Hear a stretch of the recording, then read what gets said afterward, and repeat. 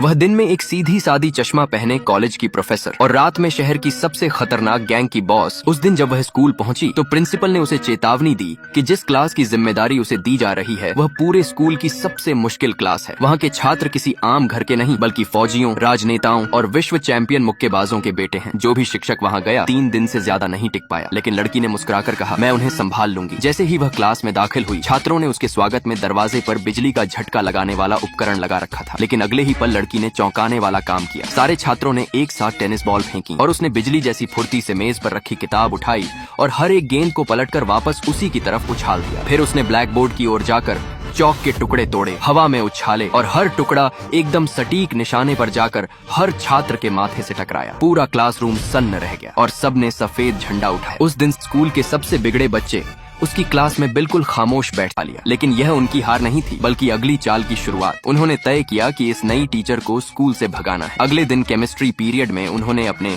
वैज्ञानिक प्रयोग से धमाका कर दिया और बेचारा केमिस्ट्री टीचर पूरी तरह राख से भर गया। तभी लड़की गुस्से में क्लास में आई तो क्लास लीडर ने धमकी दी, अगर नहीं चाहती कि तू भी राख बन जाए तो यहाँ से निकल जा। लड़की ने मुस्कुरा कर कहा, इतनी घटिया चीज बनाकर खुद को जीनियस समझते हो, चलो एक सौदा करते हैं। उसने उनसे कहा, अगर वह आज स्कूल खत्म होने से पहले असली रॉकेट लॉन्च कर दे तो सबको केमिस्ट्री टीचर से माफी मांगनी होगी और आगे से अच्छे छात्र बनना होगा, और अगर वह असफल हुई तो वह खुद सबके सामने घुटने टेक कर माफी मांगेगी और स्कूल छोड़ देगी। लड़कों ने शर्त मान ली और लड़की उन्हें लेकर एक पुरानी बस में बाहर के इलाके में निकल पड़ी। रास्ते में हिंदी टीचर टिका ने उसे रोकने की कोशिश की कि वह क्लास छोड़कर छात्रों को बाहर न ले जाए, मगर लड़की ने हंसते हुए कहा, अब आ ही गई हैं तो आप भी चलिए, बच्चों को थोड़ी असली शिक्षा दिखाते हैं, और उसे बस में धकेल दिया। कुछ देर बाद सब झील के किनारे पहुंचे और शरारती छात्र लाइव स्ट्रीम पर बोले, देखते हैं ये पागल औरत 10 मिनट में रॉकेट बना पाती है या नहीं। लड़की ने उनकी बात सुनी और कहा, 10 नहीं 5 मिनट काफी है। उसने बैग से टेप, तार, प्लास और एक बोतल कोक निकाली और बगैर किसी डर के झुक गई। ठीक 5 मिनट बाद उसने तैयार मॉडल उठाया, सबने ठहाके लगाए, ये तो खिलौना है। लेकिन अगले ही पल उसने एक बटन दबाया और धमाके की आवाज के साथ रॉकेट आसमान में उड़ गया। सबकी आंखें